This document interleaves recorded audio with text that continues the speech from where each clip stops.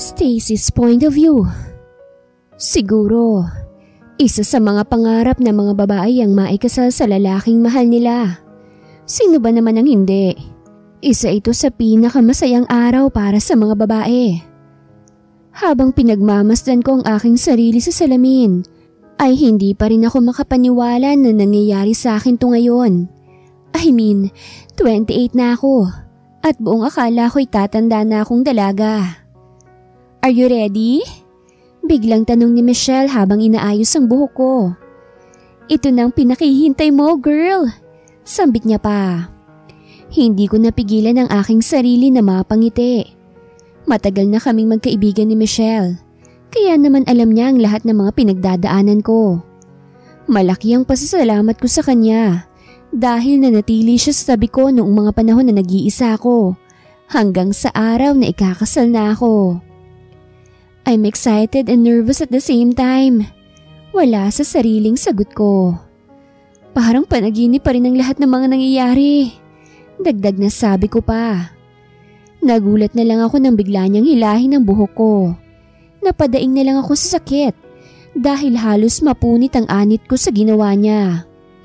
Nabungis-ngis na lang si Michelle matapos gawin yon. Inis ko siyang nilingon at tinitigang mabuti. Bakit mo naman ginawa yun? Tanong ko. Nagising ka na ba? Natatawang sambit niya. Naniniwala ka na ba na hindi to panaginip? Totoong nangyayari ang lahat ng to. Dagdag na sambit niya pa. Napailing na lang ako. Hindi mo naman ako kailangang sabunutan. Saad ko.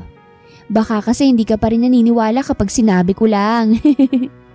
Natatawa pa rin sagot niya. Nagpatuloy siya sa pag-aayos sa buhok ko. Ilang oras na rin kami naghahanda at hinayaan ko lang si Michelle na asikasuhin ako dahil iyon ang hiling niya. Ang totoo niyan ay balak ko talagang ayusan ang sarili ko ngunit nagpresenta na itong kaibigan ko kaya't hinayaan ko na lang siya. My gosh! Ang perfect ng pagkakaayos ko sa'yo! Namamanghang sambit ni Michelle. You look amazing! Sambit niya pa. Hindi ko maiwasang mapatitig sa refleksyon ko sa salamin. Hindi ko naman maitatanggi na maganda nga ang ginawa ng kaibigan ko. Kahit ako'y namangha dahil sa ginawa niya. Ang galing-galing mo talaga? Nakangiting sabi ko. Mabuti na lang, pinagkatiwala ko sa iyong pag-aayos sa akin. Sambit ko pa. Sigurado akong lalong mahuhulog sa iyo si Oscar kapag nakita ka na niyang naglalakad mamaya. Saad niya. Saglit akong natahimik nang maalala ko kung paano kaming nagkakilala ni Oscar. Siyang nag-iisang lalaki na lumapit sa akin noong mga panahon na durog ako. Hindi naman ako naghahanap ng pag-ibig ng mga panahon na yon, pero kusa na lang siyang binigay sa akin. Hindi man perpekto si Oscar, ay mahal ko siya at masaya ako dahil handa na kaming magsama habang buhay.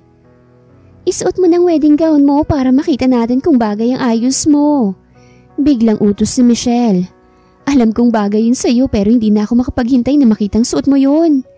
Aligagang sabi niya pa. Wala akong ibang nagawa kung hindi ang sumunod sa kanya. Tinulungan niya pa ako sa pagsusuot.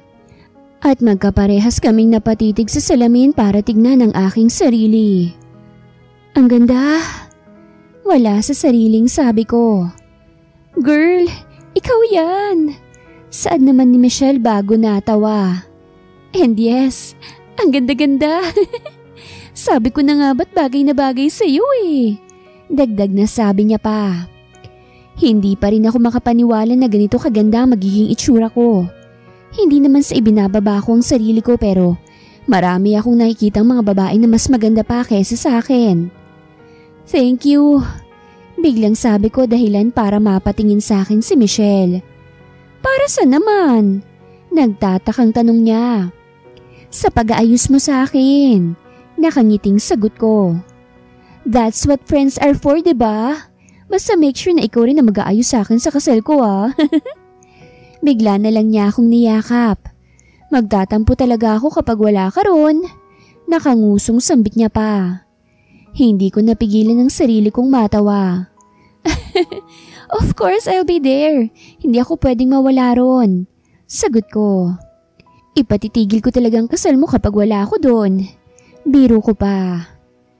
Ilang minuto pa kaming nanatili sa kwarto para sa final touches ng aking makeup bago kami umalis. Hindi talaga pumayag si Michelle na hindi niya masisiguradong maayos ang lahat ng kanyang ginawa. Magkita na lang tayo sa simbahan okay? Sambit ni Michelle nang makababa kami ng hotel. Aayusin ko lang saglit ang sarili ko. Sabi niya pa. Yeah, okay. Thank you ulit. Nakangiting sagot ko. Hindi na ako nagsayang ng oras at agad na sumakay sa kotse. Mabuti na lamang at hindi bonggang wedding gown na pinili ko. Hindi ako masyadong nahihirapan sa loob ng kotse ngayon. Habang nasa biyahe ay nanatili akong tahimik. Pinipilit ko pang ikalma ang aking sarili dahil ramdam ko ang pagwawala ng aking dibdib dahil sa bilis ng tibok ng puso ko.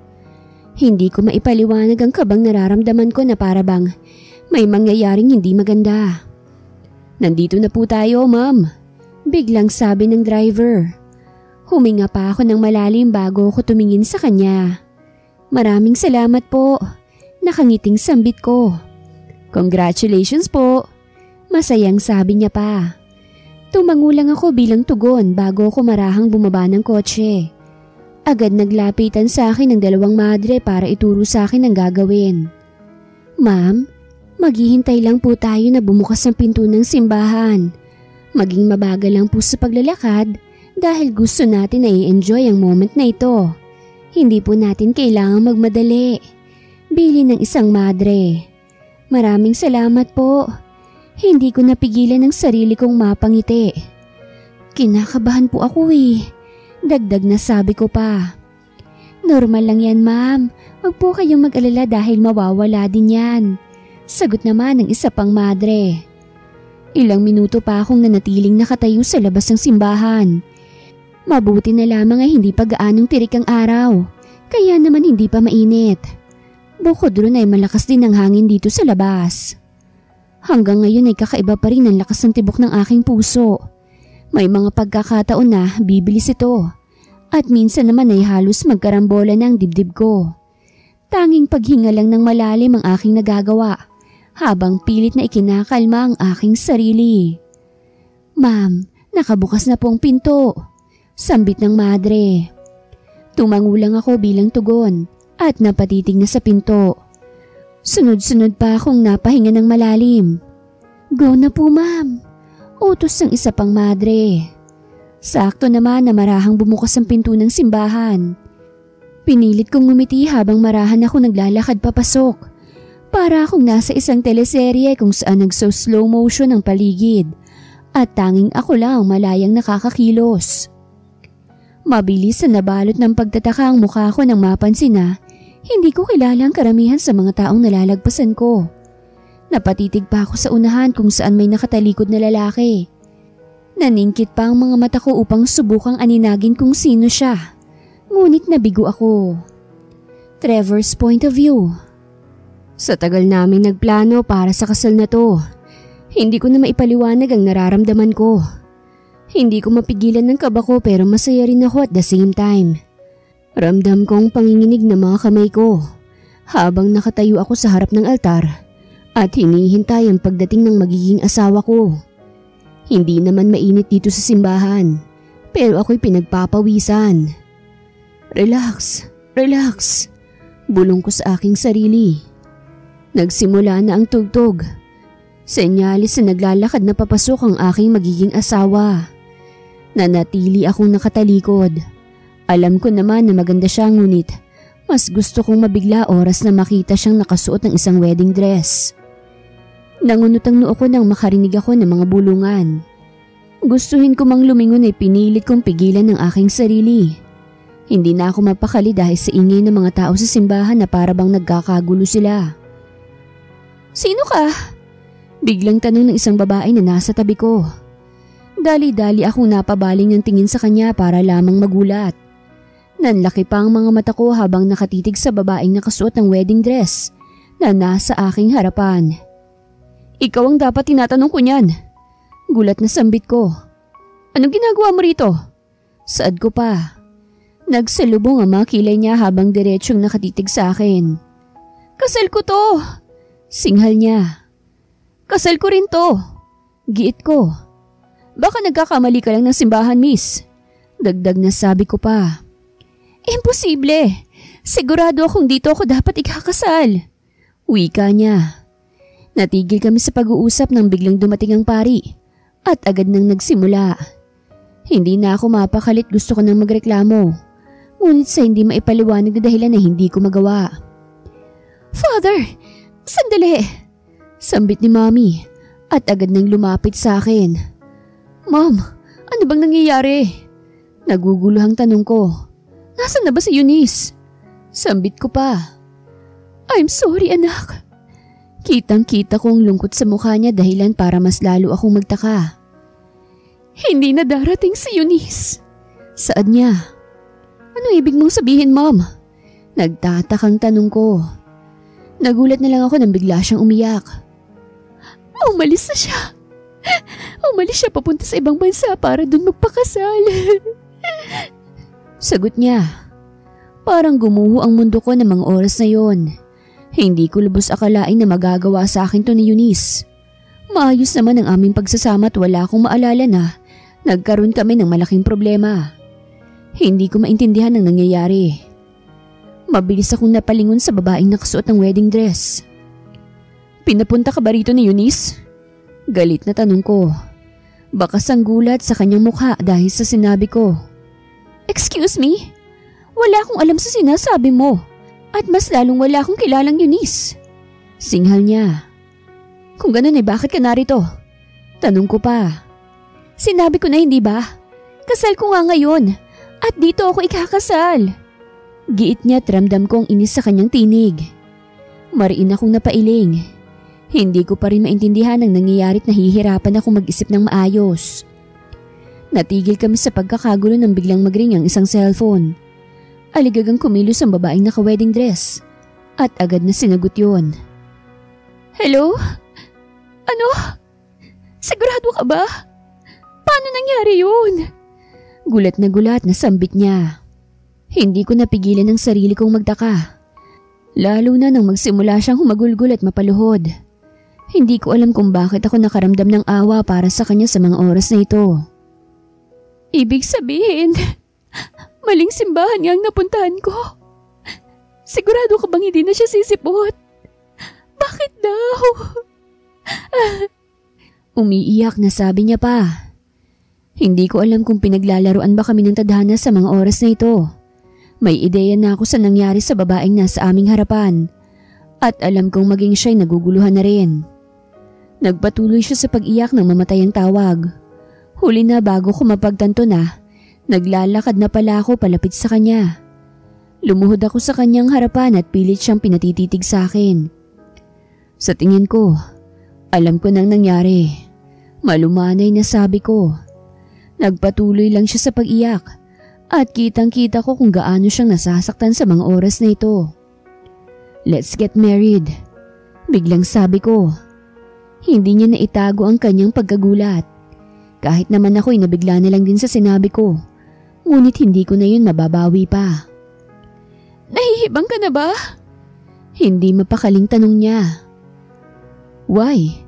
Parehas lang naman tayong hindi sinipot ng mga pakakasalan natin, hindi ba? Sambit ko. Sayang naman ang paghahanda natin kung walang kasal na mangyayari. Dagdag na sabi ko pa. Hindi pa nga tayo magkakilala tapos magpapakasal na agad tayo? Kunot noong saad niya. Hindi rin basta-basta ang pagpapakasal. Ayokong magsisi sa huli. Sambit niya pa. Bigla na lang akong napangisi. At sino namang magsasabing magsisisi ka sa akin? Tanong ko. Tumayo ko ng maayos at nilahad ang kamay ko sa harap niya. Nagtataka pang nagpalipat-lipat ang tingin niya sa kamay ko at sa akin. Napangiti na lang ako nang abutin niya ang kamay ko. Father, ikasal mo na po kami. Seryosong sabi ko. Halata ang pagkagulat at pagtataka sa mukha ng pare. Ngunit sunod-sunod rin siyang tumango. Hindi ko alam kung tama ba itong ginagawa namin. Pero saka ko na iniintindihin. Sa ngayon ay kailangan kong pilitin ang sarili kong maging masaya. At kalimutan ang ginawa sa akin ni Eunice. Stacy's point of view.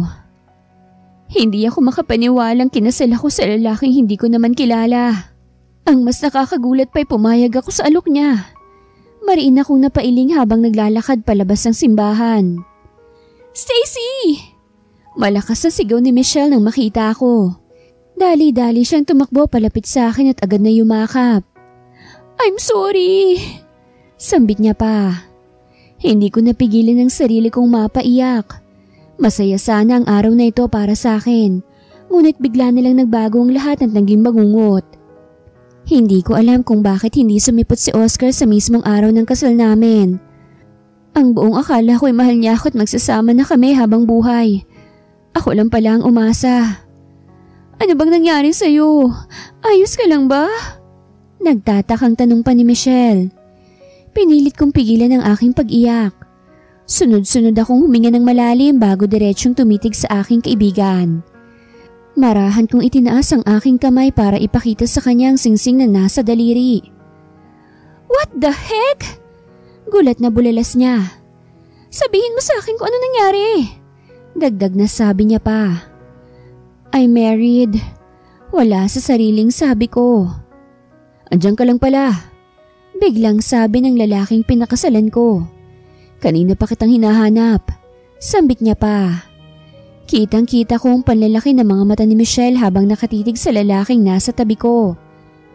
"Anong ginawa mo sa kaibigan ko?" Galit na sigaw niya. "Pinilit mo ba siya?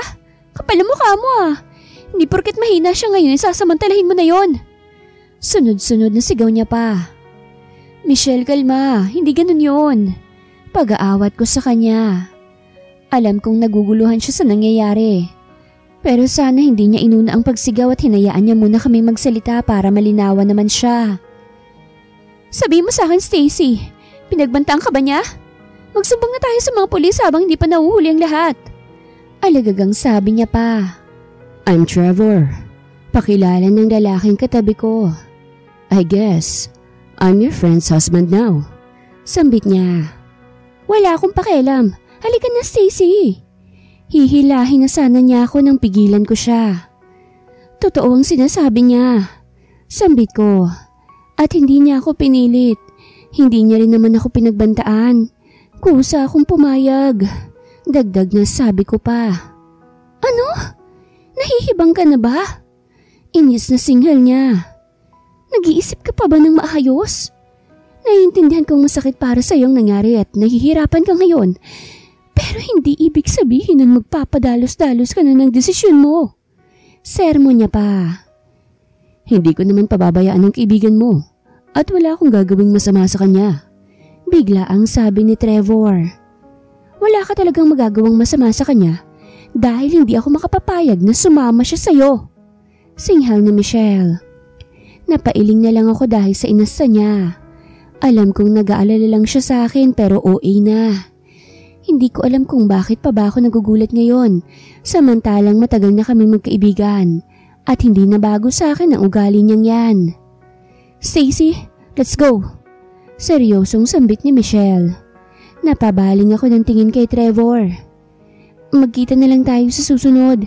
Kakausapin ko lang muna tong nanay ko." Sambit ko. "Call me." Nakangiting sagot niya. "Call me mo mukha mo." Singhal pa ni Michelle. Hindi na siya nagsayang ng oras at agad niyang hinilang kamay ko. Wala akong ibang nagawa kung hindi ang sumunod sa kanya papunta sa kanyang kotse. Nanatili akong tahimik sa biyahe. Alam kong uulanin ako ng tanong mamaya pero nagpapasalamat ako dahil mas pinili ni Michelle ang manahimik sa ngayon. "Baka naman gusto mong magpaliwanag." Biglang sambit niya nang makarating kami sa bahay. Napabuntong hininga na lang ako. "Hindi ba pwedeng magpalit na lang muna ako ng damit?" Sambit ko. "Bilisan mo." Utos niya pa. Napailing na lang ako bago naglakad papunta sa kwarto ko. May mga pagkakataon talaga na parang nanay ko nang umasta tong si Michelle. Mabuti na lang at nakasanayan ko na lang din ang ugali niya. Kaya naman hindi na bago sa akin to. Matapos kong magpalit ay agad rin akong bumaba. Naabutan ko siyang nakaupo sa sofa at seryoso ang mukha. "Anong nangyari sa simbahan kanina?" Tanong ko para agawin ang atensyon niya. Ano pa nga ba? Di ang lahat nagulat. Sagot niya. Yung siraulo mong boyfriend, hindi dumating. Tapos may tumawag sa akin para sabihin na hindi na talaga darating si Oscar dahil may iba naman pala siyang gustong pakasalan. Pagkatapos nun, ikaw naman ang hindi dumating sa simbahan, kaya't mas lalong nagkagulo na. Kwento niya pa. Kakaibang kirot ang nararamdaman ko sa aking dibdib. I never thought Oscar would do this to me. Maayos naman kaming dalawa at masasabi kong nagmamahalan. Kaya nga kami umabot sa punto na magpapakasal na eh. Ayoko pa sanang magtanong pero hindi na ako matatahimik. Sino ba yung lalaki sa simbahan kanina? At bakit nandun ka?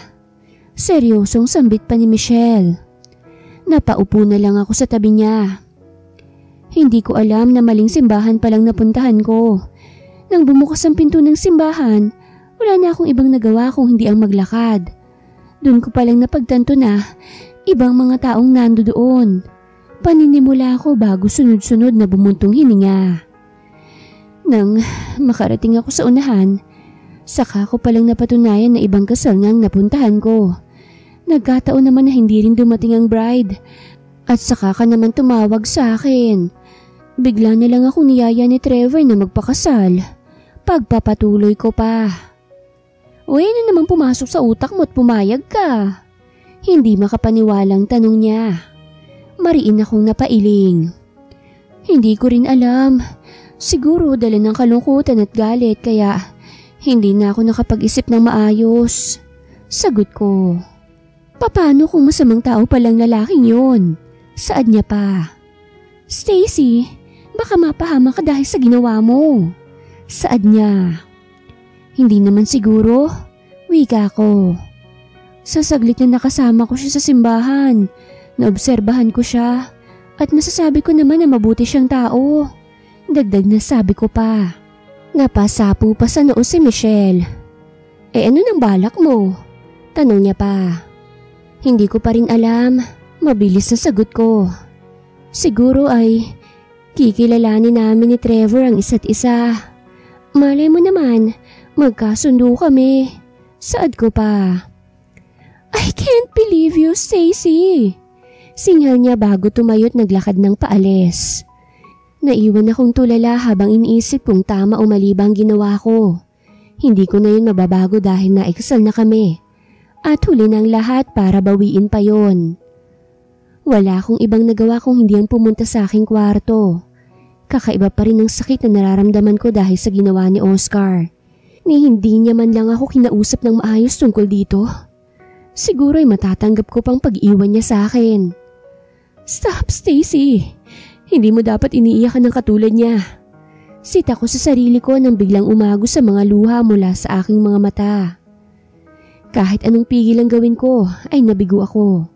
Napahagulgol na lang ako at nilabas ang lahat ng hinanakit na nararamdaman ko ng mga oras na yon.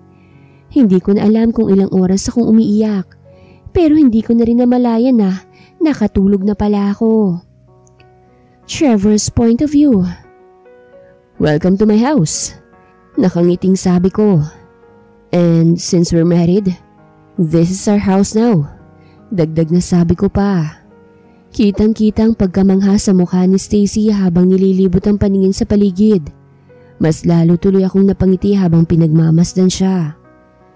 Ito talagang bahay mo? Hindi makapaniwalang sabi niya. What do you do for a living? Nagtatakang tanong niya pa. I own the leading company in the country. Sagot ko dahilan para mas lalo siyang magulat. Pinaglololoko mo ba ako? Saad niya na kinatawa ko naman. Bakit naman kita lolokohin? If you want, I can bring you there. Sagot ko. Pero sa ngayon kailangan mo munang masanay sa bahay natin. Sambit ko pa. Baka kulang ang 1 taon para makabisado ko ang bawat sulok nitong malaki mong bahay. Umiiling na sambit ni Stacy. By the way, ano palang trabaho mo? Biglang tanong ko pa. I'm an artist. Nakangiting sagot niya. Like, you paint? Kunot noong tanong ko pa at tumango naman siya bilang tugon. Paint me next time. Nakangising sambit ko pa. Bahagya pa siyang nagulat dahil sa sinabi ko, ngunit hindi naman siya nagreklamo. Napagdesisyonan muna namin na libutin ang buong bahay para kahit papano magkaroon siya ng ideya sa bawat lugar dito. Tinuro ko na rin kung nasaan ang magiging kwarto niya. And yes, magkabukod kami ng kwarto. I don't want to disrespect her, lalo pat biglaan lang naman ang naging kasal namin. Kung may mga tanong ka pa, sabihin mo lang sa akin. Magpapahinga muna ako sa kwarto ko. Paalam ko.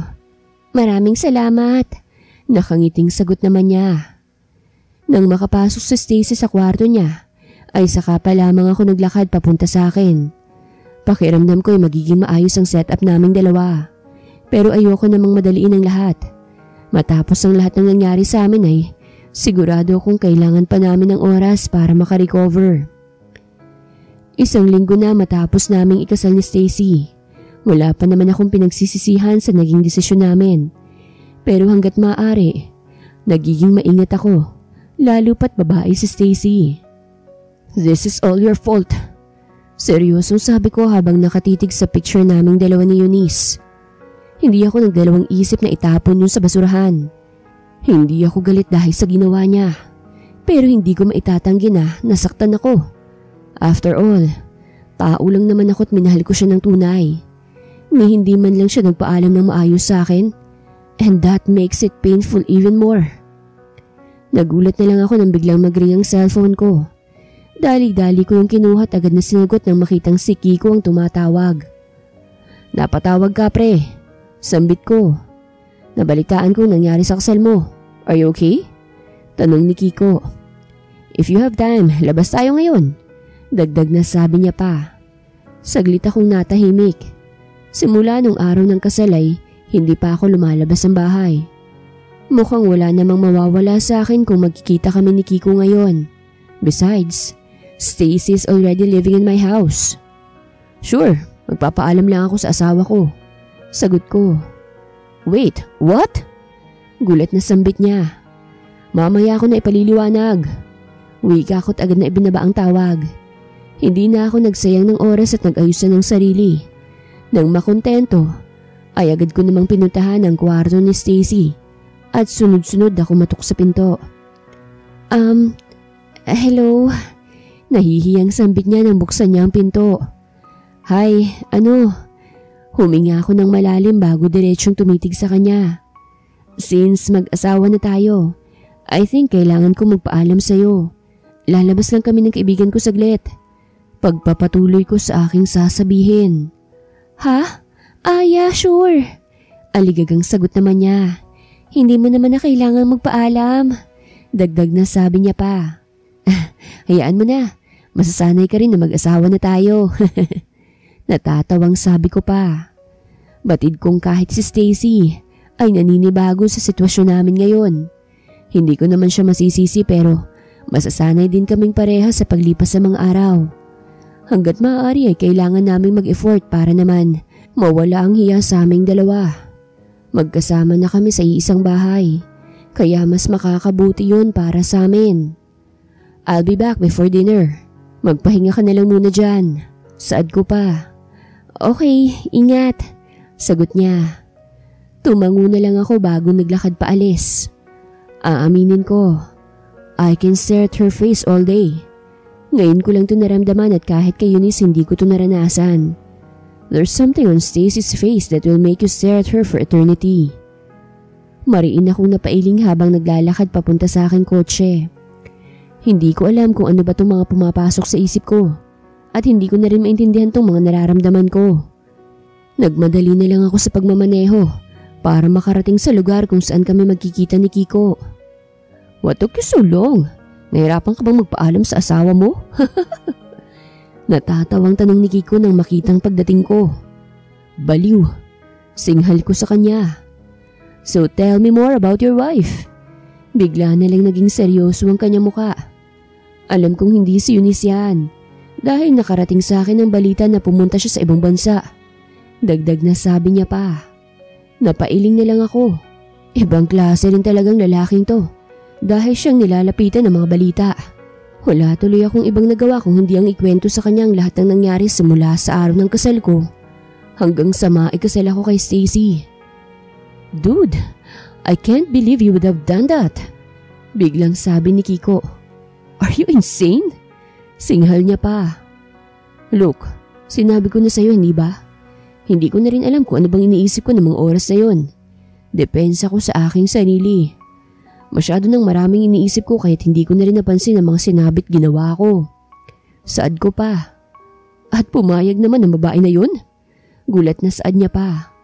Paano kung plano niyang lahat ng yon tapos gusto niya lang makuha ang pera mo? Dagdag na sabi niya pa. Trust me, hindi siya ganong klase ng babae. Seryosong sagot ko. Pre, wala pang isang araw kayong magkasama sa iisang bahay at hindi niyo pa lubos kilala ang isa't isa. Paano mo nasasabi na hindi? Kunot noong wika ni Kiko. Nararamdaman ko lang. Kibit balika at nasagot ko. Base na rin sa obserbasyon ko ay mabait siyang babae. Dagdag na sabi ko pa. Do you like her? Biglang tanong niya. Saglit akong natahimik at agad na paiwas ng tingin. Hindi ko alam kung anong isasagot ko sa tanong niya dahil kahit ako, hindi na rin sigurado sa nararamdaman ko. Imposibleng mangyari na magustuhan ko agad si Stacy in a short period of time. Attracted maybe. I don't know. Tanging naisagot ko.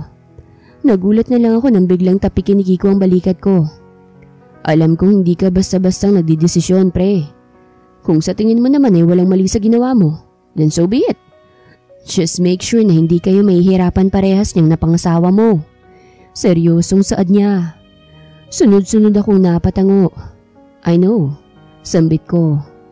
Matapos namin mag-usap tungkol sa naging kasal ko, ay tungkol naman sa business ang naging pag-uusap namin. Hindi na rin namin napigilan ang aming mga sarilit na pa-order na kami ng alak. Matagal-tagal na rin kaming hindi nagkikita ni Kiko, kaya naman marami kaming napag-usapan. Hindi naman kami malakas uminom kaya hindi magiging problema sa amin ang malasing. Gabi na pre, kailangan ko na umuwi. Biglang sabi ko. Yeah sure, baka mapagalitan ka pa ng asawa mo. Natatawang sagot niya. Sinamaan ko siya ng tingin dahilan para mas lalo siyang matawa. Huwag na huwag ka mag-aasawa dahil hindi mo magugustuhan ang ganti ko. Nagbabantang sabi ko. Sige pre, hihintayin ko yan. Pang-aasar niya pa. Kumaway pa ako habang palayot agad na dumiretso sa parking lot kung nasaan ang aking kotse. Nagmadali na ako sa pagmamaneho para makauwi na rin kaagad. Stacy's point of view. Ilang linggo nang nakakalipas simula nang tumira ako sa bahay ni Trevor. Hanggang ngayon ay naliligaw pa rin ako dahil sa laki ng bahay na ito. Ngunit kahit papano ay kabisado ko ng ilan sa parte nito.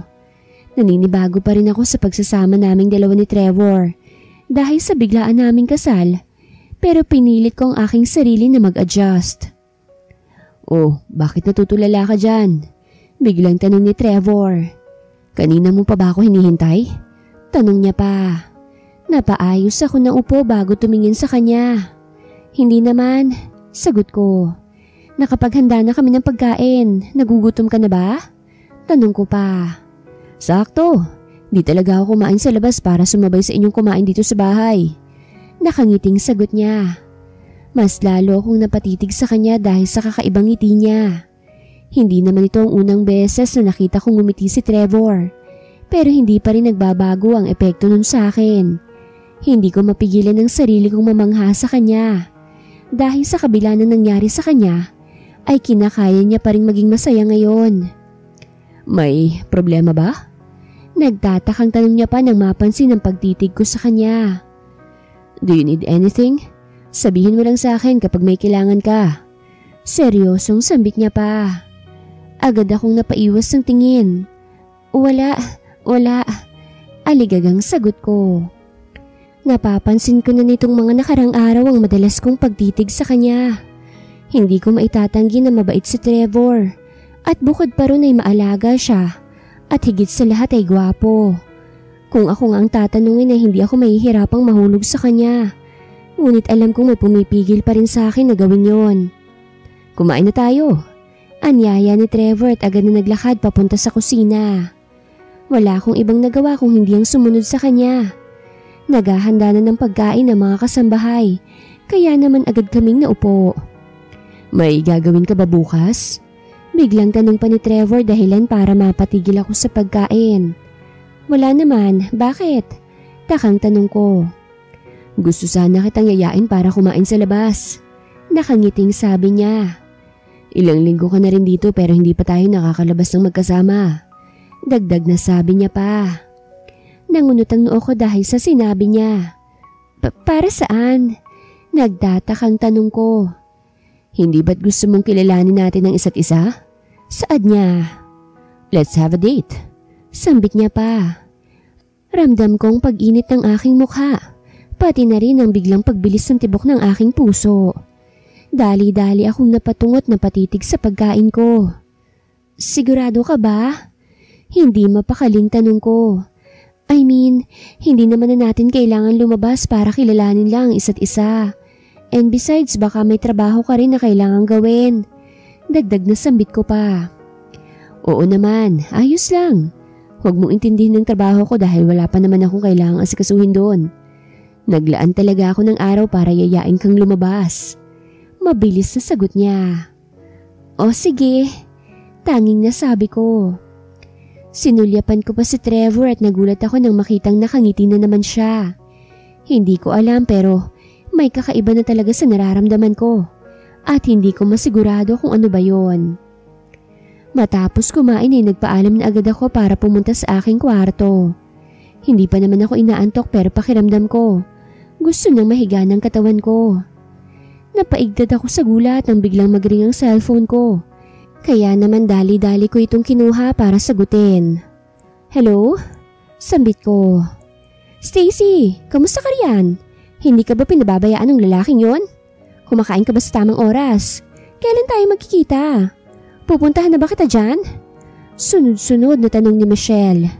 Napasapo na lang ako sa aking noo. Hinay-hinay lang sa tanong, mahina ang kalaban. Reklamo ko. Sumagot ka na lang kasi. Singhal niya pa. Magkita tayo bukas at saka ko ikukwento.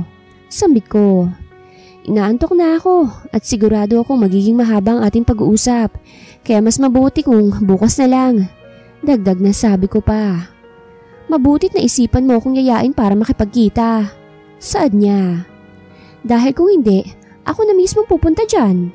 Nagbabantang sabi niya pa. Kahit kailan ang uwi mo? Singhal ko bago natawa. Saglit pa kaming nag-usap ni Michelle.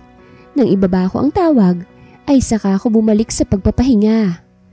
Pinilit ko na lang ang aking sarili na makatulog dahil ayoko mag-isip ng kung ano ngayon. Kinabukasan ay maaga akong nag-ayos ng aking sarili para makipagkita kay Michelle. Naabutan ko pa sa kusina si Trevor na kumakain. Kaya naman minabuti kong lapitan muna siya para makapagpaalam dito. Trevor, tawag ko sa kanya. Oh, bakit bihis na bihis ka? May lakad ka ba? Gulat na tanong niya. Oo, magkikita kasi kami ni Michelle. Sagot niya. Ayos lang ba kung umalis muna ako? Nag-aalin lang ang tanong ko pa. Sure, mag-iingat kayo. Sambit naman niya. Umuwi ka ng maaga dahil may date pa tayo mamaya. Nakangiting sabi niya pa. Tanging pagtangong nagawa ko bago dali-daling tumalikod at naglakad ng palabas ng bahay. Hindi ko alam kung sinadya niya bang gawin yon, pero hindi ko na talaga mapigilan ng kiliti na nararamdaman ko sa tuwing makikita ko siyang nakangiti. Mabuti na lang at dinala ko ang kotse ko. Hindi ko na kailangang manghiram pa kay Trevor. Nang makasakay ay agad ako nagmaneho papunta sa restaurant kung saan kami magkikita ni Michelle. Girl, I missed you so much. Tarantang sigaw niya nang makita ako naglalakad palapit sa kanya. Bakit naman kasi ngayon mo lang naisipang makipagkita sa akin? Hindi ka rin dumadalaw sa bahay. Kunwaring nagtatampong sambit niya pa. Hindi na rin siya nakapaghintay at agad nang tumayo para salubungin ako. Agad siyang yumakap sa akin ng mahigpit. Kaya naman wala akong ibang nagawa kung hindi ang yakapin din siyang pabalik. Madami kang kailangan ikwento sa akin ha? Seryosong sabi niya. Alam ko. Sagot ko. Huwag ka mag-alala dahil sasabihin ko naman sa iyo ang lahat. Dagdag na sabi ko pa. Naging malawak ang ngiti ni Michelle matapos marinig yun. Pagdating talaga sa mga chismis, ay magaling ang babaeng to. Nagsimula na akong magkwento habang kumakain kami ni Michelle. Lahat sinabi ko simula sa araw na lumipat ako sa bahay ni Trevor. Pati ang mga napapansin ko kay Trevor. Hanggang sa nararamdaman ko'y sinabi ko sa kanya. Hindi na ako naglihim dahil nagbabaka sakali akong matutulungan niya ako. Trevor's point of view. Ano namang plano mo para sa date niyo ni Stacy? Biglang tanong ni Kiko. Mabuti naman at naisipan niyo yun, ano? Makakatulong yan sa inyo para mas magkaroon kayo ng koneksyon. Saad niya pa. Normal date lang. Wala naman kami ibang gagawin kung hindi kilalanin ng isa't isa. Sagot ko. Umamin ka nga sa akin. Gusto mo na ba siya? Tanong niya pa dahilan para mapatigil ako sa aking ginagawa. Hindi ko inaasahan ang tanong na yon ngunit alam ko na rin naman ang sasagot ko doon. Ilang beses akong huminga ng malalim bago hinarap si Kiko. Siguro. Sagot ko. Hindi pa ako sigurado pero alam kong interesado ako sa kanya. I have these feelings I never felt before. Kahit ako nagugulat na lang sa nararamdaman ko sa tuwing kaharap ko siya. It's all new to me. Dagdag na sabi ko pa. Pre, you're in love. Nakangiting sabi ni Kiko. Nakakadiri kang tignan. Pangaasar niya pa. Agad-agad? Kunot noong saad ko. Ni hindi nga kami madalas magkausap. Sabi ko pa. Pero nagkikita kayo palagi. Magkasama sa iisang bahay. At higit sa lahat, mag-asawa na kayo. Wika niya.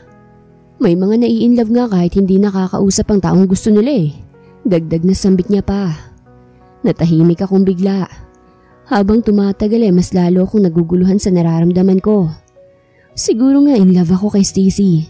Pero hindi ko palang lubos na natatanggap yon. Mariin akong napailing. Ayokong magmadalit magpadalos-dalos. Kailangan kong maging sigurado dahil hindi lang tutungkol sa akin.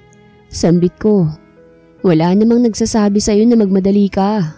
Ang kailangan mo lang gawin, maging sigurado kung ano ba talagang nararamdaman mo para kay Stacy.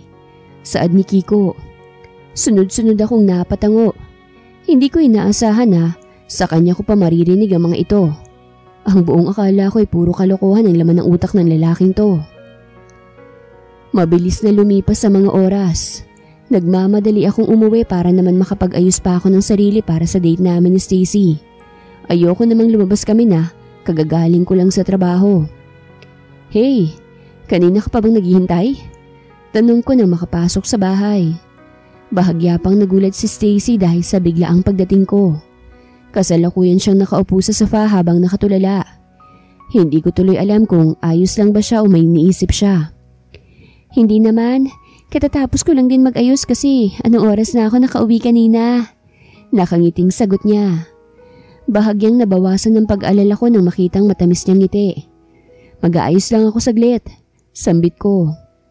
Tumango lang si Stacy kaya naman dali-dali na akong pumunta sa aking kwarto. Hindi na ako nagsayang ng oras at agad na naligo. Simpleng damit lang isinuot ko pero naaayon pa rin naman sa lakad namin. Nang makontento sa aking ayos, ay nagmadali na rin akong bumaba. Let's go? Nakangiting sabi ko. Hindi na itago na Stacy ang kanyang pagkamangha dahilan para magtaka ko. Agad rin siyang napaiwas ng tingin at nagmamadaling tumayo para maglakad ng palabas. You look good, biglang sabi niya. Napatigil pa ako sa paglalakad dahil sa sinabi niya. Hindi ko maiwasang mapangiti bago muling magpatuloy sa paglalakad palabas at papunta sa kotse. Hindi ko maipaliwanag ang nararamdaman ko dahil sa tingin ko.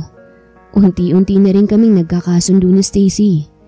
Masaya ako para doon dahil kahit papano'y masasanay na kami sa isa't isa. Salamat, sambit ko nang makasakay kami sa kotse. By the way, ang ganda mo lalo sa suot mo. Dagdag na sabi ko pa. Alam kong hindi yun inaasahan ni Stacy. Kitang-kita ko ang mabilis na pamumula ng kanyang mukha. Dahilan para bahagya akong matawa. Hindi naman siya nagsalita kaya wala akong ibang nagawa kung hindi ang paandarin ng kotse at magsimula ng magmaneho. Hindi naging matagal ang biyahe namin. Wala naman sa plano namin ang pumunta sa malayong lugar at nagkasundo na lang din kami sa pinakamalapit na lang pumunta. Ngayon ka lang ba nakapunta rito? Biglang tanong ko. Napansin ko kasi ang pagkamangha niya sa itsura ng restaurant kaya hindi ko na napigilan ang sarili kong magtanong. Sunod-sunod na tumango si Stacy. Oo, hindi ko alam na may ganito pala rito. Sagot niya. Hindi rin naman kasi ako mahilig lumabas noon kaya wala akong masyadong alam sa mga lugar dito. Wika niya pa habang pinagmamasdan ng paligid. Congrats! Nakangiting sambit ko. Hindi ka magsisisi dahil masarap ang mga pagkain nila rito. Dagdag na sabi ko pa. Siguraduhin mo lang. Natatawang saad naman niya. Nagsimula na kaming maglakad papasok. Mabuti na lang at kokonti ang tao ngayon. Hindi ko kasi alam kung komportable si Stacy sa maraming tao. Good evening ma'am, sir. Bati ng isang babae na nasa may cashier. Hi. Reservation for Mr. Trevor? Nakangiting sabi ko. Saglit na hinanap ng babae ang pangalan ko sa listahan. This way po, Mr. Trevor? Sambit niya. Sumunod naman kami ni Stacy sa kanya at hinatid niya kami sa pwesto namin. Agad rin kaming nag-order ng pagkain. Hey, I hope you don't mind me asking, but how are you? Biglang tanong ko. Since naghihintay pa kami sa order namin, mas makakabuti siguro kung mag-uusap muna kami. Wala akong maisip na magandang pag-uusapan kaya't bahala na kung saan umabot to. So far so good. Biglang ngumiti si Stacy sabay tingin sa akin. Thanks for everything Dagdag na sabi niya pa. Nangunot ang noo ko. Para saan? Wala pa nga ako nagagawa para sa'yo. Nagtatakang saad ko. You know what I mean, sambit niya. Naging madali para sa akin na mag-adjust sa bahay dahil na rin sa tulong mo. Wika niya. Napatango na lang ako. Yun palang tinutukoy niya. Magsasalita pa sana ako nang biglang dumating ang mga orders namin. Wala akong ibang nagawa kung hindi ang ipagpaliban na lang muna ang pagtatanong at magsimulang kumain. Nasa kalagitnaan na kami ng pagkain nang bigla akong mapansin ang paglapit ng isang babae sa lamesa namin. Nagtaka pa akong napatunghay para tignan kung sino yon. Ngunit agad rin akong natulala. Hindi ko inaasahan na muli ko pa siyang makikita matapos ang lahat ng nangyari. Trevor! Bulong niya. What are you doing here? Hindi makapaniwalang tanong ko. Akala ko. Hindi ko na naituloy ang sasabihin ko dahil sa labis na pagkagulat. Nakita lang kita, kaya lumapit ako. Sagot niya. It's nice to see you again. Dagdag na sabi niya pa. Napakuyom na lang ako ng kamao habang pilit kong pinipigilan ang galit ko. Ang buong akala ko'y wala na akong pakialam sa nangyari at nakalimutan ko na ang ginawa niya. Pero nagkamali pala ako. Umalis ka na, Eunice. Seryosong sabi ko. Why? Gusto lang kitang kamustahin. Giit niya. Umalis ka na lang. Singhal ko pa. Bawal ka na bang kamustahin ngayon? Ang tagal nating hindi nagkita. Hindi makapaniwalang tanong niya pa. Please Eunice, just leave. Halos nagmamakaawang sabi ko. Ngunit alam ko naman na hindi siya makikinig sa akin. Mas lalo akong nainis nang hindi man lang natinag si Eunice at nanatili pa ring nakatayo malapit sa amin. Sunod-sunod akong huminga ng malalim. Gusto ko lang namang alamin kung maayos ka ba? Biglang sabi ni Eunice. Sinubukan pa nga kitang tawagan pero hindi na kita makontak. Nag-alala ako na baka kung ano nang nangyari sa'yo. Dagdag na sabi niya pa. He's doing well without you, so stop bothering him. Biglang sabi ni Stacy. Itigil mo na rin ang pag-arte na parang nag-aalala ka sa kanya. Dahil ang pangit mong tignan. Seryosong sabi niya pa. Napatitig ako sa kanya dahil seryoso ang kanya mukha. Habang nakatitig kay Eunice. Ngayon ko lang siya nakitang ganito at aaminin kong kakaibang nararamdaman ko. And who the hell are you? Sa pagkakaalam ko hindi ikaw ang kinakausap ko. Inis na singhal ni Eunice. Huwag kang nakikiepal sa usapan ng iba. Matuto kang lumugar. Mataray na sabi niya pa. Marahang tumayo si Stacy at bahagyang lumapit kay Eunice. I'm his wife. Nakangising sagot niya. Mas makakabuti sa'yo kung lalayo ka sa kanya at aalis ng tahimik. Nagbabantang saad niya pa. And so? Like I care? Mataray na saad ni Eunice. Hindi mo ako pwedeng utusan dahil lang sa asawa ka ni Trevor. I can do whatever I want. Sigaw niya pa. Umalis ka na rito kung ayaw mo ng gulo. Hindi mo naman siguro gugustuhin malaman ng asawa mo na pinupuntahan mo pa ang ex mo rito. Nagbabantang sabi ni Stacy, dahilan para matulala si Eunice.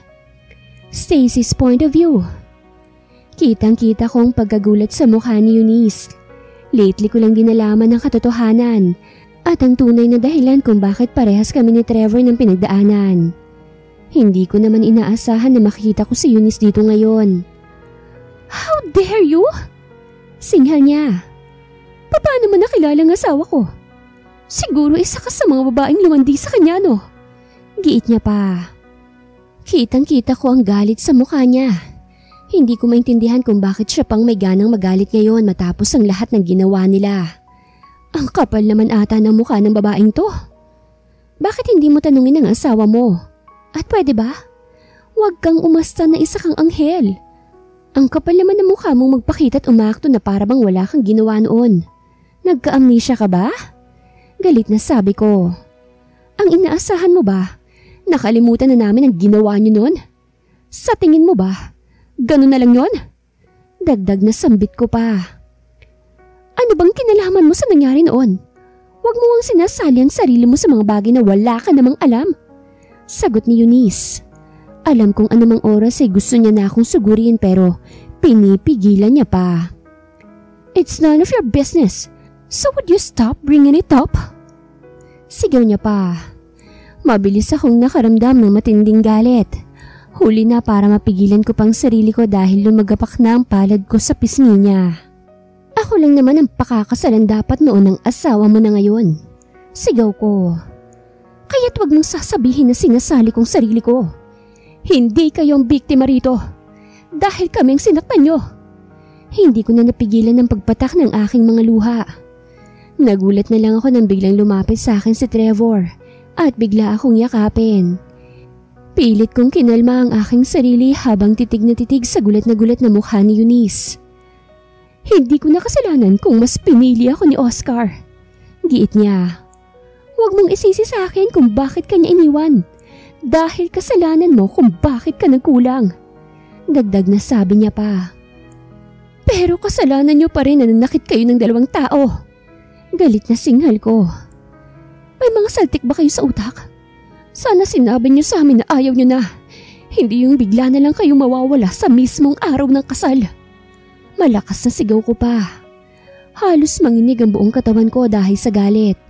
Gusto kong manakit pero hanggang maaari ay pinipigilan ko ang aking sarili. Hindi mo kami masisisi kung hindi kami nagkaroon ng lakas ng loob at pagkakataon para umamin. Sambit ni Eunice. Kahit sino naman siguro ay ganun din ang gagawin. Dagdag na sabi niya pa. Hindi lahat kasing tanga niyo mag-isip. Sambit ko. May mga pinag-aralan kayo ba? Pero hindi niyo man lang nagamit yung mga utak niyo. Mas pinili niyo yung mga sarili niyo at makasakit kayo ng ibang tao. Sunod-sunod na sigaw ko pa. Mas lalo akong naiinis sa mga pinagsasasabi ng babaeng to. Hindi ako makapaniwalang nagustuhan to ni Trevor. Maganda nga siya, pero tanga ang pag-iisip niya. Wala na akong pakialam kahit pa pagtinginan kami ng mga tao sa restaurant. Hindi ko sasayangin ang pagkakataon na to para ilabas ang lahat ng galit ko. Honey! Sigaw ng isang pamilyar na boses ng lalaki. Anong nangyayari dito? Takang tanong niya pa nang makalapit sa asawa niya. Kitang-kita ko ang pagkagulat sa mukha niya. Mukhang hindi niya inaasahan na magkikita kami. Mas lalo naman ako. Ang buong akala ko nga'y nasa ibang bansa sila. Kaya tiwala ako na hindi na magkukrus pa ang mga landas namin. Surprise? Lumuluhang sambit ko habang nakatingin sa kanya. Buhay ka pa pala, Oscar? Singhal ko pa. Stacy, hindi pa rin nawawala ang gulat sa kanyang mukha. Umalis na tayo. Biglang sabi ni Trevor at agad hinilang mga kamay ko. Sandali. Pigil ko sa kanya. Nagtatakang lumingon sa akin si Trevor kaya naman bahagya akong ngumiti. Muli kong hinarap sina Oscar at bahagyang naglakad palapit sa kanila. Ang buong akala ko nakalimutan ko ng ginawa nyo. Nawala ng sakit makalipas ng ilang buwan. Pero nang makita ko kayo, nanumbalik lahat. Gusto kong magalit. Gusto kong magwala. Pero alam kong hindi na nun mababago ang mga nangyari. Seryosong sabi ko bago sunod-sunod na huminga ng malalim. Napatawad ko na kayo, pero hindi na mawawala sa akin ang galit. Hindi ako nagdalawang isip na sampalin si Oscar. Matagal ko nang gustong gawin yon pero hindi ko lang alam kung nasan siya noon, kaya't hindi ko magawa-gawa. Nagpapasalamat ako dahil sila na ang kusang lumapit sa akin ngayon. Stacy, don't! Pigil ko sa kanya bago agad tumalikod. Hindi ko kailangan ng paliwanag mo. At mas lalong ayaw na kitang makita pa. Sabihin mo dyan sa asawa mong lahat. At kayo nang mag-usap ng maliwanagan naman yung punyetang yan. Seryosong sabi ko pa. Bakas ang pagkagulat sa mukha ni Trevor pero hindi siya nagsalita. Hinawakan ko na lang ang kamay niya at hinila na siyang palabas ng restaurant. Hey, are you okay?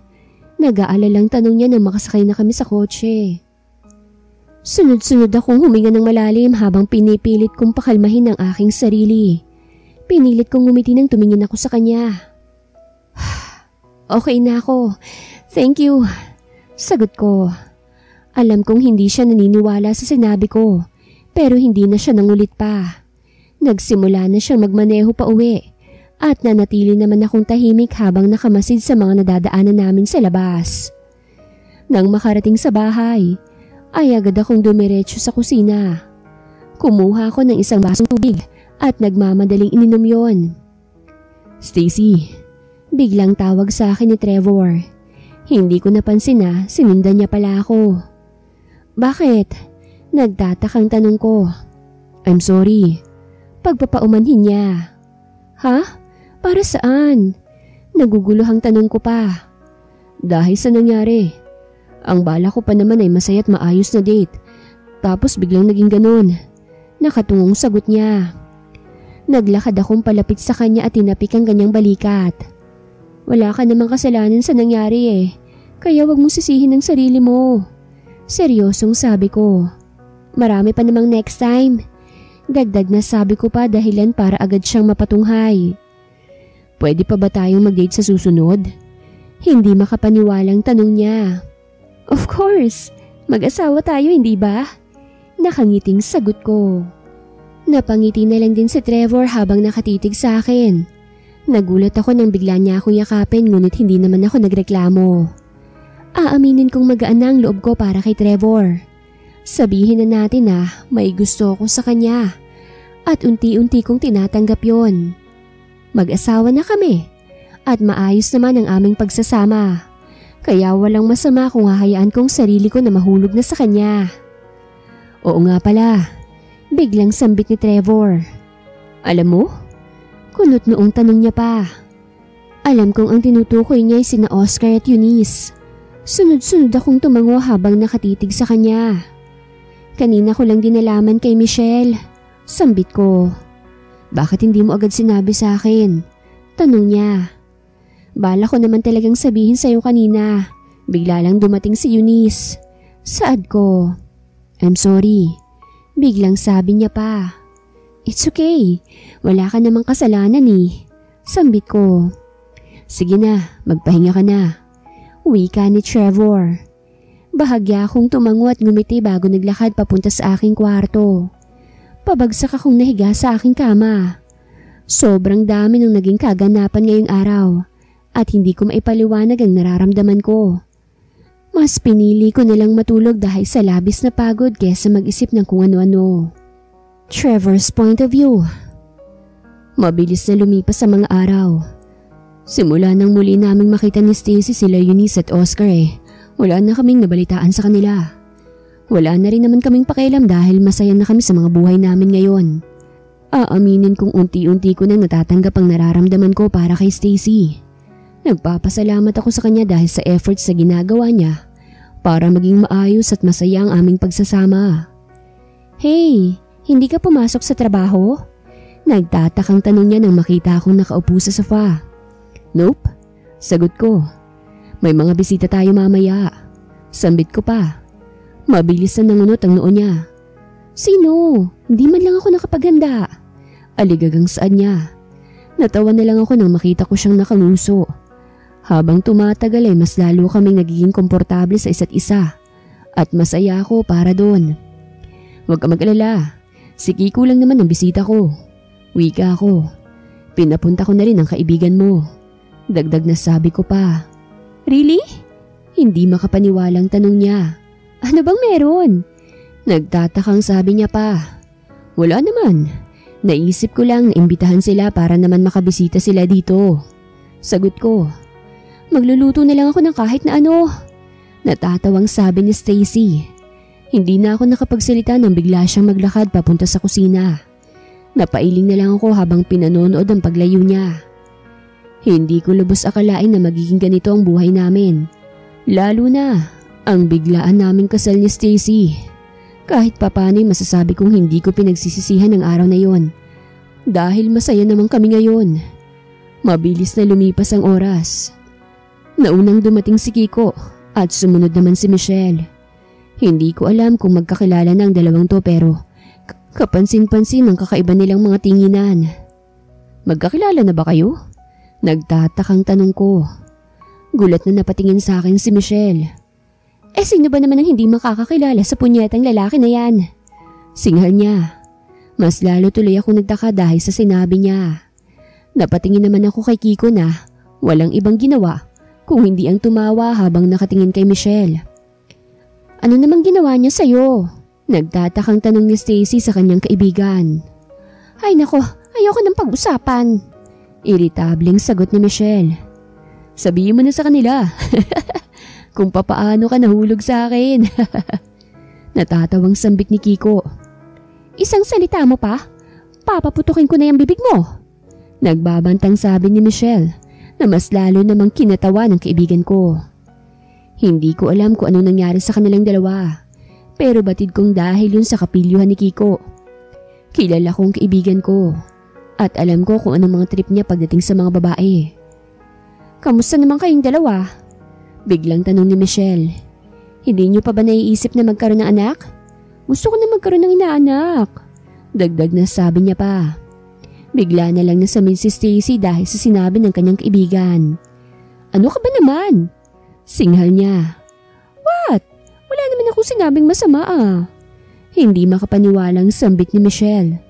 Napabaling pa ng tingin sa akin si Stacy at agad ring napaiwas. Pansin kong pamumula ng kanyang mukha kaya naman patago akong natawa dahil sa naging reaksyon niya. Nagpatuloy kami sa pag-uusap. Mabait naman pala ang kaibigan ni Stacy. Sadyang nagulat lang ako nung unang beses kaming nagkita sa simbahan at awayin niya ako. Maraming salamat sa imbitasyon mo, Trevor. Sambit ni Michelle habang hinahatid namin sila palabas ng bahay. Sana sa susunod, ako nilang mag-isa ha. Huwag mo nang isama tong asungot na to. Dagdag na sabi niya pa. Pwede naman akong pumunta dito kahit kailan ko gustuhin. Biglang sabi ni Kiko. Tse, wala akong pakialam sa'yo. Sigaw ni Michelle bago mas binilisan ang kanyang paglalakad. Natawa na lang kami ni Stacy dahil sa kanilang dalawa. Nang tuluyan na makaalis sa mga kaibigan namin, ay saka pa lang kami pumasok sa loob ng bahay. Pansin ko ang saya ni Stacy. Siguro ay dahil sa pagbisita ng kaibigan niya. Hindi ko naman siya pinipigilang umalis. At kahit kailan niya gustuhin, ay pupwede silang magkita. Sadyang siya na mismo mas pinipiling manatili lang sa bahay. May problema ba? Biglang tanong ni Stacy nang mapansin niya ang pagtitig ko. Wala naman. Aligagang sagot ko. Magpapahinga lang muna ako sa kwarto ko. Sambit ko pa. Hindi ko na siya hinintay na makasagot at nagmadali na akong umakyat. Pabagsak akong nahiga sa kama at nagtalokbong ng unan sa mukha. Hindi ko akalain na makakaramdam ako ng ganito. Hindi ko na naiintindihan ang nangyayari sa akin at kasalanan to ni Stacy. Kalma, Trevor. Kalma. Singhal ko pa sa aking sarili. Hindi ko alam kung ilang oras akong nanatili sa loob ng kwarto ko bago ko naisipang lumabas. Nagulat na lang ako nang makita si Stacy sa kusina. Hindi ko napigilan ang sarili kong mapatitig sa kanya. Sunod-sunod akong napalunok nang makita ang hapit na hapit niyang damit. Halos basa na rin ang katawan niya dahil sa pawis. "Andiyan ka pala, may kailangan ka ba?" Gulat na sambit niya nang makita ako. Napaigdad pa ako bago dali-daling nag-iwas ng tingin. Hindi ko alam kung napansin niya ang pagtitig ko sa kanya. Pero labis na kahihiyan ang naramdaman ko ng mga oras na ito. Kung pwede lang na bumuka ang lupa at kainin ako, hiniling ko na. Wala naman. Tanging naisagot ko. Hindi ko na magawang makatingin kay Stacy dahil sa labis na hiya. Narinig ko na lang siyang natawa. At kahit pa gusto ko siyang tignan, ay pinigilan ko ang aking sarili. Stacy's point of view. Hindi ko alam kung ano bang iniisip ni Trevor. Pero alam kong kinakabahan na siya ngayon. Hindi ko mapigilan ng sarili kong matawa dahil sa itsura niya. "Can I tell you something?" Biglang sabi ko bago marahang naglakad palapit sa kanya. Kitang-kita ko kung papaano siyang napaayos ng tayo habang papalapit ako sa kanya. Hindi pa rin siya makatingin sa akin kaya naman hinawakan ko ng magkabila niyang pisngi at sapilitan siyang hinarap sa akin. Ano ba yun? Utal-utal na tanong niya pa. "Look at me." Seryosong sabi ko. "I like you." Diretsong sabi ko. Halos magkarambola ng dibdib ko dahil sa bilis ng tibok ng puso ko. Pero hindi ko yun pinansin. Mas mahalaga para sa akin na masabi ko kay Trevor ang tunay na nararamdaman ko. At ayoko nang magsayang ng oras. Sa tagal na naming magkasama sa bahay bilang mag-asawa, ay kailangan nang mawala ang hiyaan namin sa isa't isa. Kahit naman anong gawin namin ay hindi na namin mababago ang katotohanan. Kailangan na rin namin kumilos bilang mag-asawa dahil alam naman naming parehong nararamdaman namin para sa isa't isa. "I like you too." Nakangiting sambit ni Trevor. "No, I love you." Pagtatama niya pa. "I love you too." Sagot ko. Nagulat na lang ako nang maramdaman ko ang labi niya sa labi ko. Naging marahas ang paghapit niya sa bewang ko para mas lalo akong mapalapit sa kanya. Ramdam ko ang kakaibang init ng katawan ni Trevor at nagdudulot yun ng kakaibang pakiramdam sa akin. Hindi ko alam kung saan kami dadalhin ng halik na ito pero wala na akong pakialam doon. Handa akong magparaya para lamang ipakita sa kanya ang pagmamahal ko. Bukod doon ay mag-asawa naman kami. Are you sure about this?" Nag-aalalang tanong ni Trevor. "What's holding you back? We're married." Natatawang sagot ko. Napangisi na lang siya bago muling sinunggaba ng labi ko. Hinayaan ko siyang buhatin ako hanggang sa makarating kami sa kwarto niya. Sa unang pagkakataon, ay ibinigay ko na kay Trevor ang katawan ko at wala akong pinagsisisihan doon. "I love you so much." Biglang sambit niya. "I love you too." Nakangiting sagot ko naman. Mabilis na lumipas sa mga linggo. Sa iisang kwarto na kami natutulog ni Trevor at masasabi kong mag-asawa na talaga kaming dalawa. Wala nang hiyaan sa pagitan namin at komportable na kami sa isa't isa. May mga araw na naiisip ko ang unang beses na magkakilala kami. Sino nga ba naman ang mag-aakala na ang biglaang kasal namin ay mauuwi sa ganito? Masaya kaming dalawa ni Trevor sa pagsasama namin at wala kaming pinagsisisihan sa mga nangyari. "Babe, ayos ka lang ba?" Nag-aalalang tanong ni Trevor. "Ilang araw ko nang napapansin na parang matamlay ka." Dagdag na sabi niya pa. "Oo, ayos lang naman ako. Pagod lang siguro." Sagot ko naman. "Dadalhin na kita sa ospital para mapatignan ka." Ilang beses na rin naman kasi niyang sinasabi na magpatingin na sa doktor. Ngunit ako lamang ang tumatanggi. Ang akala ko naman kasi trangkaso o pagod lang to. Mabilis na nagmaneho si Trevor papunta sa ospital. Agad naman akong inasikaso ng mga nurse nang makarating kami doon. Hindi ko mapigilan ng kabahan dahil baka may kung ano akong sakit na. "Congratulations, you're pregnant!" Biglang sabi ng doktor nang tumingin sa akin. Nanlaki ang mga mata ko matapos marinig yun. Gulat na gulat pa akong napatingin kay Trevor. Nakaparehas lang din ang naging reaksyon. Ano po ulit, Dok? Hindi makapaniwalang tanong ni Trevor. Buntis po ang asawa niyo, sir. Nakangiting sagot ng doktor. Buntis? Magkakaanak na siya? Magkakaanak na kami? Gulat na sambit pa ni Trevor bago napatingin sa akin. Magiging tatay na ako. Naiiyak na sambit niya pa. Nagulat na lang ako nang bigla niya akong yakapin. Natawa na lang ako dahil ngayon ko lang siya nakitang ganito. Yes, baby. Magiging tatay ka na. Bulong ko sa kanya. Bigla na lang niya akong hinalikan sa labi dahil sa labis niyang tuwa. Hindi namin inaasahan to pero pinagpapasalamat pa rin namin. Anak na lang ang kulang sa pamilya namin ni Trevor at masaya kami na ipinagkaloob ito sa amin ngayon. Sa paglipas sa mga buwan ay unti-unti nang lumaki ang tiyan ko hanggang sa isilang ko ang anak namin ni Trevor. Walang paglagyan ng tuwa sa aming mag-asawa nang mahawakan namin ang anak namin. Kamukha mo siya. Namamanghang sambit ko. Nang mapatingin ako kay Trevor ay umiiyak na siya. Dali-dali ko namang hinawakan ng kanyang kamay at ngumiti nang tumingin siya sa akin. I love you, baby. Thank you. Masayang sabi niya. Alam kong pangarap niyang magkaroon ng anak kaya naman naiintindihan ko siya kung bakit ganito ang reaksyon niya ngayon. Hindi ko mapigilang mapaisip.